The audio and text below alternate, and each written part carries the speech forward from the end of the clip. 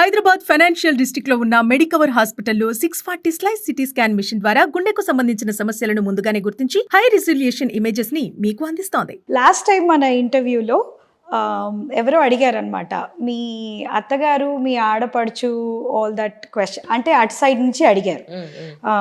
ఆడపిల్లలు ఆడపడుచులు నెత్తి మీద కూర్చుంటారు, వచ్చి అన్నీ తీసుకుని వెళ్ళిపోతారు, తినేసి వెళ్ళిపోతారు, మేము వదినలము అన్నలము మేము ఇంత చేసి కాపాడుకుంటూ ఉంటాము అని.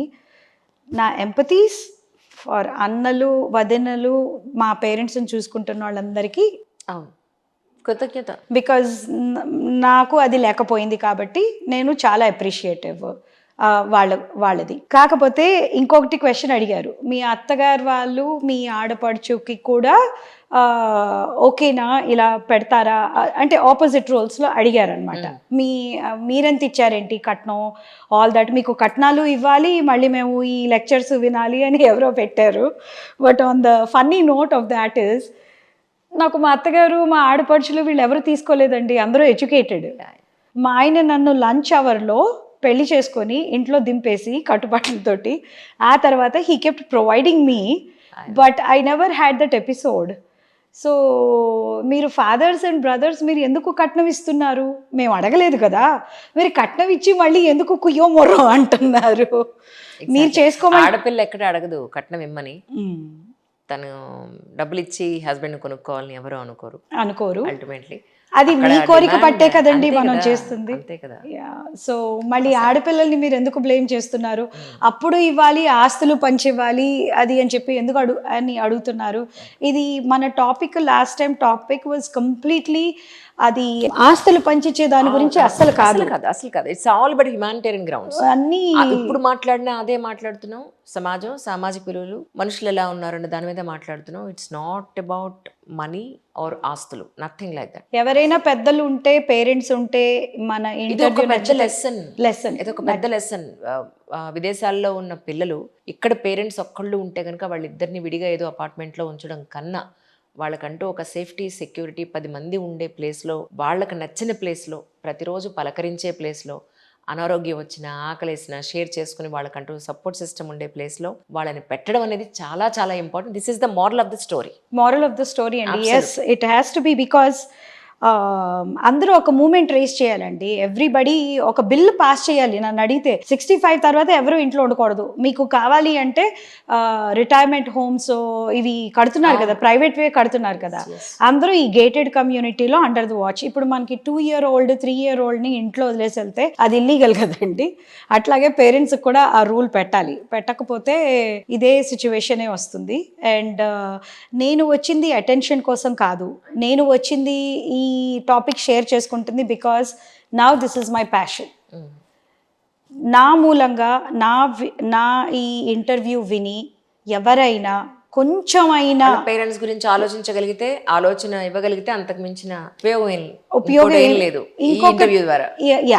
ఇంకొకటి నేను చెప్పేది ఏంటంటే, మీరు ఆ లాట్ కొంటాను, ఆ భూమి కొంటాను, ఈ డబ్బులు పెడతాము, అది చేస్తాము, వద్దు.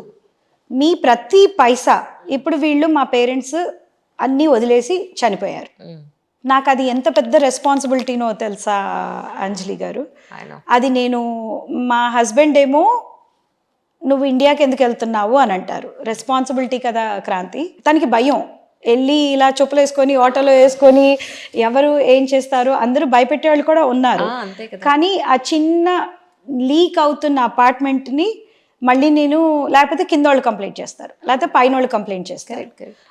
నన్ను కొంతమంది క్వశ్చన్స్ కూడా అడిగారు, మీ ఫాదర్ది BMW ఉంది కదా, ఏమైంది, అమ్ముకున్నావా? అది నాకు నవ్వు వస్తుందండి. ఎవరు మా ఫాదర్ని అడగట్లా. ఆయనకి మిగిలిపోయిన BMW ఎక్కడుంది, ఆయనకి నీళ్లు గారిపోతున్న బిల్డింగ్ ఏమైంది, అపార్ట్మెంట్ ఏమైంది, 1122 square foot అపార్ట్మెంట్. అది పాత పడిపోయిన building. 1122, it's a very very small apartment. అది ఏమైంది అని అడుగుతారు ఏంటండి. నేను అమ్మేశాను, నేను జోబులో వేసుకున్నాను, నేను BMW అది అక్కడ ఉండే పార్కింగ్ లాట్లో కూడా దాన్ని ఉండనివ్వరు. మరి వెహికల్ ఏమైనట్టు ఇప్పుడు ఎందుకు మరి? I have no idea. Oh my god. RC తెలుస్తుందిగా ఎవరి పేరు మీద ఉందో. అవి కూడా ఆ కేర్ టేకర్ అనేవాడు కొట్టుకొని వెళ్ళిపోయాడు, so called caretaker. Even మీ కార్ నెంబర్ ఉంటే కనుక ఆర్టీఓలో మనం చెక్ చేసుకోవచ్చేమో కదా ఎవరి పేరు మీద ఉంది. ఎవరు చెక్ చేస్తారు? అదొక రెస్పాన్సిబిలిటీ కదా. నేను ఎక్కడ తిరగాలి? అసలే మా ఫాదర్ అకౌంట్స్, మా మదర్ అకౌంట్స్, అవన్నీ కాగితాలు అన్నీ చూస్తుంటే పన్నివాడు, caretaker, goonda, wolf everybody that only family that held my father. అక్కడ చూస్తుంటే మా పెళ్లి వీడియోలు, మా పెళ్లి ఫోటోలు ఏవైనా they can be used 10 years later. ఇంకా దేనికైనా వాడుకోవచ్చు కదా. అందరికీ అర్థం అవ్వాల్సిన పరిస్థితి. ఇప్పుడు బిలియనర్స్ కూడా ఇదే ప్రాబ్లం. ఒక్కళ్ళే ఇంట్లో ఉన్నారు అంటే మీరు ఎవడైనా వచ్చి మిమ్మల్ని ఏదన్నా చేయొచ్చు.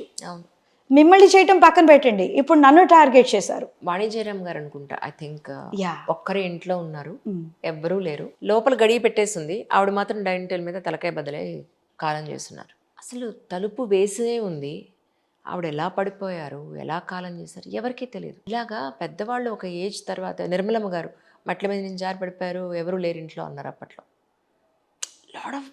లాట్ ఆఫ్ మా ఫాదర్ని కూడా పొద్దున్న ఒక గంట వచ్చి ఫుడ్ పెట్టేసి వెళ్ళిపోయేవాళ్ళు. మా ఫాదరే చెప్పారు, నాకు తెలియదు ఈ విషయాలు. ఫుడ్ పెట్టేసి తాళం వేసేసి తాళం.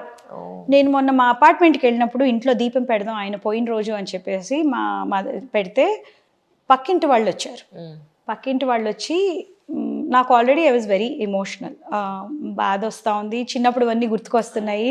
దీపం పెట్టుకొని వచ్చి, నాన్న ఫోన్ చేసేవాళ్ళమ్మా మాకు, తాళం తీయండి నేను ఉండలేకపోతున్నాను లోపల. బోర్మని ఏడ్చేశాను అంజలి గారు. నిన్న శ్రీ నారాయణ తీర్థ స్వామివారితో ఇంటర్వ్యూ అయింది. ఆయన ఒక అద్భుతమైన మాట చెప్పారండి. ఒక చర్య వల్ల ఇప్పుడు మీరు ఒక పక్కన ఉన్నారు, మిమ్మల్ని సఫర్ చేసేవాళ్ళు ఒక పక్కన ఉన్నారు. మిమ్మల్ని సఫర్ చేస్తూ వాళ్ళు ఆనందం పొందుతున్నారు, వాళ్ళు బాగానే ఉన్నారు, మీరు బాధపడుతున్నారు.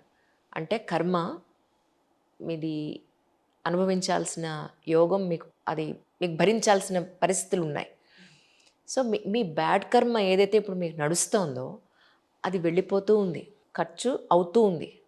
ఓకే, బ్యాడ్ కర్మ కంప్లీట్ చేసుకుంటూ ఉన్నారు, వాళ్ళు బ్యాడ్ కర్మని సాధించుకుంటూ ఉన్నారు, సంపాదిస్తూ ఉన్నారు. మీకు అర్థమైందా? సో బ్యాడ్ కర్మ ఎంత మనం తగ్గిస్తూ ఉంటే అంత మీరు ఆఖరి జన్మకు రీచ్ అవుతూ ఉన్నట్టు లెక్క అన్న విషయం చెప్పారు. సో ఇవన్నీ ప్రాపంచికంగా మనం అనుభవిస్తున్న ఈ కష్ట నష్టాలన్నీ కూడా అనుభవించాల్సినవే. రీసెంట్గా మీరు రేణుదేశాయ్ గారి ఇంటర్వ్యూ చూసారు లేదో? లేదండి. అందులో ఆవిడ, ఇది నా ఆఖరి జన్మ అంజలి, నాకు ఇంకొక జన్మ వద్దు.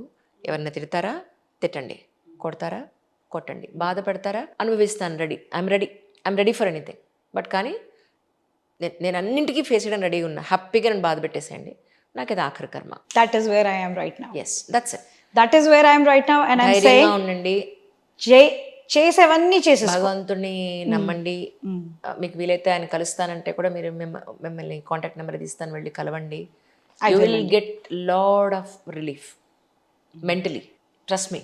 రిలీఫ్. ఆయన మీ సమస్య తెలుసుకుని మీకు ఒక మంత్రం కూడా ఇస్తారు.